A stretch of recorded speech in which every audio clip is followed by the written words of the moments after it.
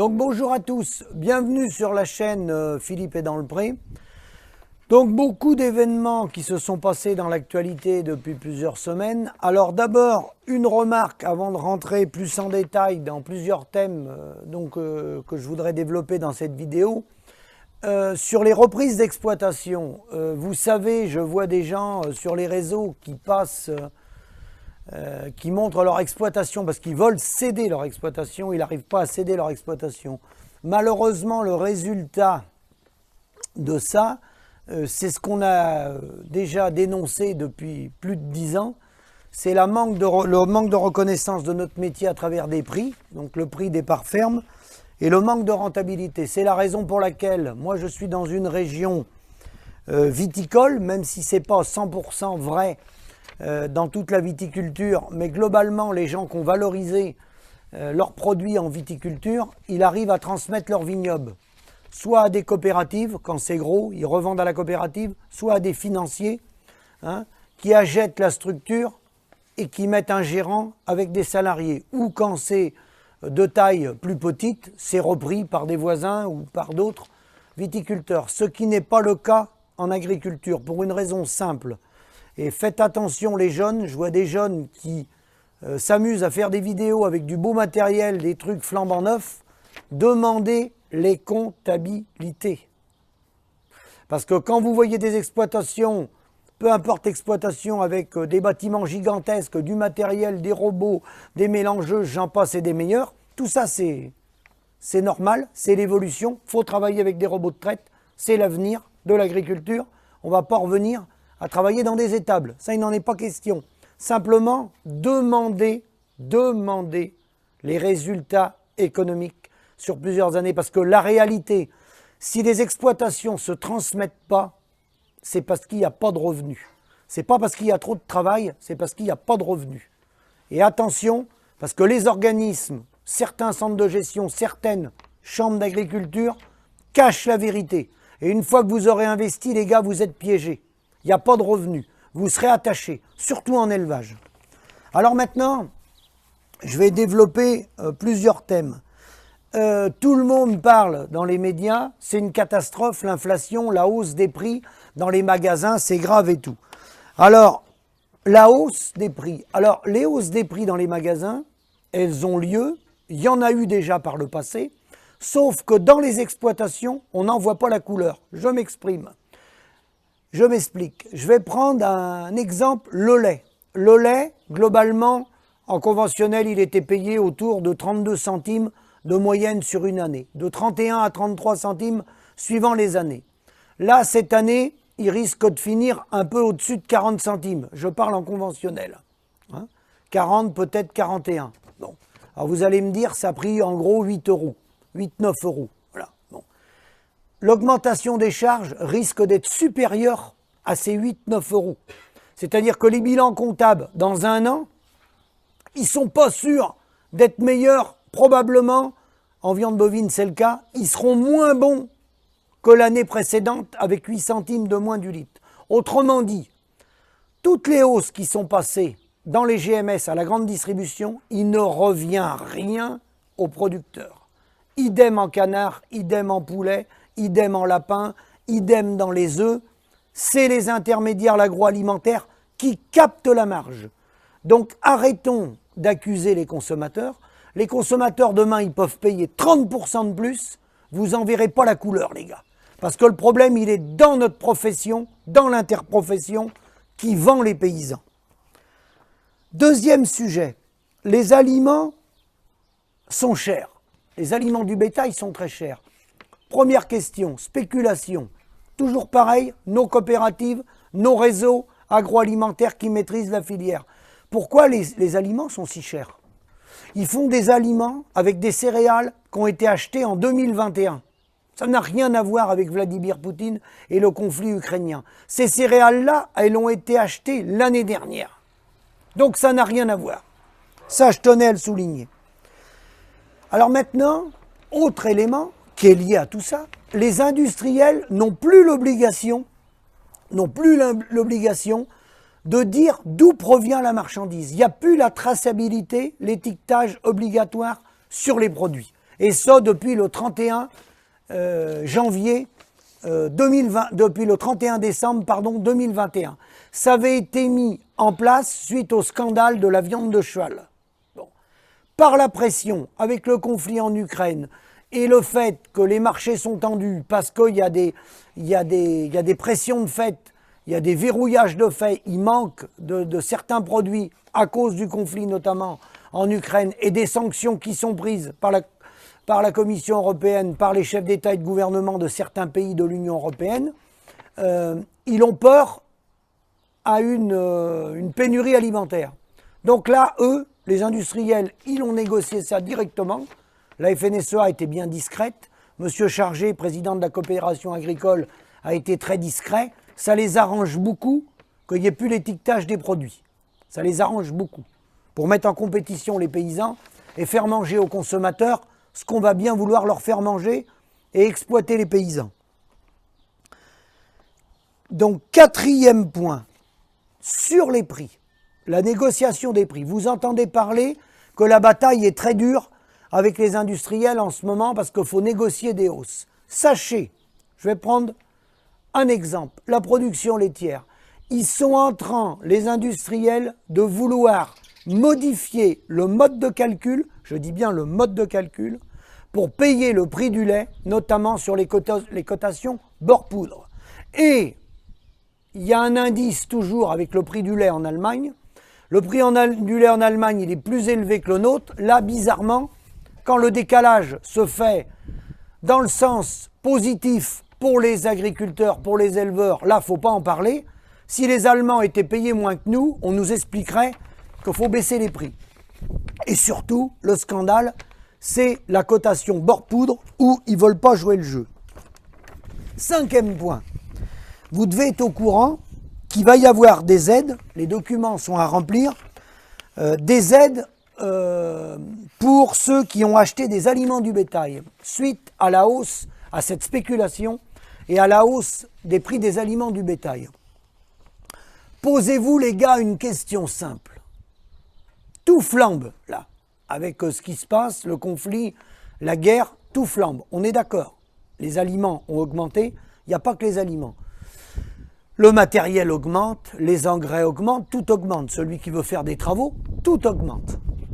Est-ce que le gouvernement, parce que là, ces aides aux aliments, c'est la coopération agricole et la FNSEA qui ont été demandées des aides pour qu'ils soient renfloués une partie aux agriculteurs pour qu'ils puissent payer les coopératives. Parce que les trous des trésoreries, ils s'accentuent de jour en jour. Les gens ne peuvent plus payer puisqu'on n'a pas la reconnaissance du coût de production.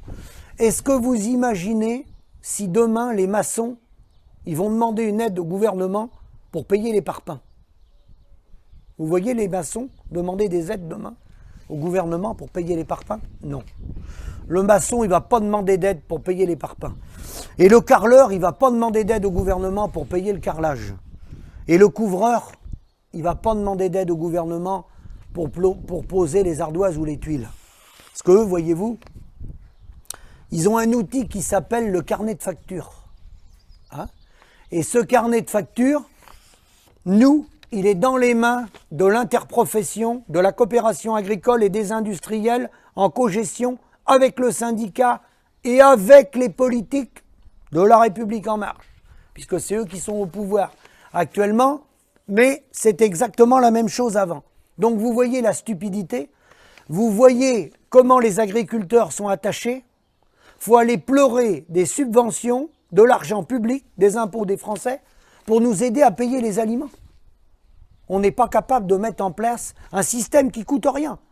Un système de régulation, de gestion des volumes, hein, pour donner un prix digne des produits agricoles aux paysans. Voilà la situation dans laquelle on est. Dernier point que je veux aborder dans cette vidéo. Demandez des comptes à vos acheteurs. Arrêtez de vous faire berner. Hein. Les acheteurs, la viande bovine, suivant les catégories, ça a pris 1 € du kilo. Ça a pris 1 € du kilo, départ ferme. Il ne restera pas un centime aux paysans en élevage de viande bovine avec 1 € du kilo. Les bilans seront même plus mauvais, puisque la hausse des charges est supérieure à l'augmentation. Par contre, cet 1 € du kilo qu'il y a dans beaucoup de catégories de plus des parts fermes, allez voir de l'autre bout comment ça se passe. Allez voir le prix en boucherie, allez voir le prix dans la grande distribution, allez voir les différents intermédiaires, allez voir ce qui se passe. La multiplication, la machine à calculer, hein, le coefficient multiplicateur, rassurez-vous, eux ils savent faire des multiplications. Voilà, hein, c'est tout ce qu'on peut dire. Eux ils savent faire des multiplications. Alors, arrêtons de prendre les gens pour des imbéciles, arrêtons d'accuser le consommateur. Le consommateur, il dépense plus que 12-13% de son budget dans l'alimentation. C'est beaucoup trop faible, ça c'est un fait.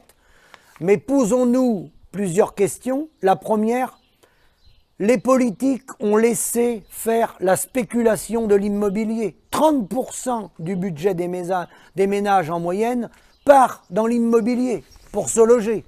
Donc quand on met 30% pour se loger, c'est sûr qu'on est un peu moins à l'aise pour mettre de l'argent pour l'alimentaire. Mais là, soyons bien précis, 12-13%, c'est sûrement trop faible. Mais si demain, on met un budget supérieur pour l'alimentation, ça ne changera rien. Le système tel qu'il est verrouillé par le syndicat avec l'agroalimentaire, vous n'aurez pas un sou dans vos exploitations, les gars. Pas un sou. Parce que l'industriel, il contrôle l'approvisionnement des animaux, l'alimentation à travers les aliments, les vides sanitaires, c'est lui qui rachète les animaux, c'est lui qui fait la facture, c'est lui qui détient les abattoirs, c'est lui qui détient les laiteries, c'est lui qui est en cogestion avec toutes les multinationales au niveau mondial, jusqu'au forum de Davos. Je vais vous en parler dans une autre vidéo. Et il est en lien avec les politiques qui sont dans les gouvernements, de gauche comme de droite. Donc il y a les petits soldats, qui s'appellent les agriculteurs. Les petits soldats, une partie rendent les armes. Alors faites attention parce qu'ils veulent renouveler le cheptel. Et pour renouveler le cheptel, ils vont avoir besoin de piéger des jeunes. Et ils font des mensonges toutes les semaines. La dernière en date, c'est dans le journal de la Vendée agricole, où des groupements producteurs de lapins, peu importe les groupements, qui s'appellent Terrena, la SIAB, la CPLB, peu importe, c'est tous la même mécanique, il faut renouveler le cheptel. Et pour renouveler le cheptel, va falloir piéger des jeunes. Avec de fausses études. On prend quand vous voulez, où vous voulez, dans la production que vous voulez, production animale. On prend rendez-vous quand vous voulez. Ma boîte mail, elle est là, philippe.grégoire22@gmail.com. Je vais bientôt passer dans des reportages et dans des films et on cherche des témoignages d'agriculteurs. Et personne ne veut témoigner dans le hors-sol pour une raison simple. C'est que les gars, vous êtes tous attachés à vos multinationales et vos coopératives. Et le premier qui bouge, il est viré de la coopérative. C'est ça la réalité. Alors, allez faire les bambins avec le syndicat chez Michel-Édouard Leclerc, chez U, ou sur les plateaux télé, faire croire que le problème, c'est Yannick Jadot, la sécheresse, hein, ou lancer le débat sur le glyphosate ou autre. Non, non. Le problème, il est beaucoup plus simple que ça. Le problème, il est que les agriculteurs ont perdu la main. Et ils sont aux mains des multinationales de l'agroalimentaire qui sont les représentants du syndicat, les gars.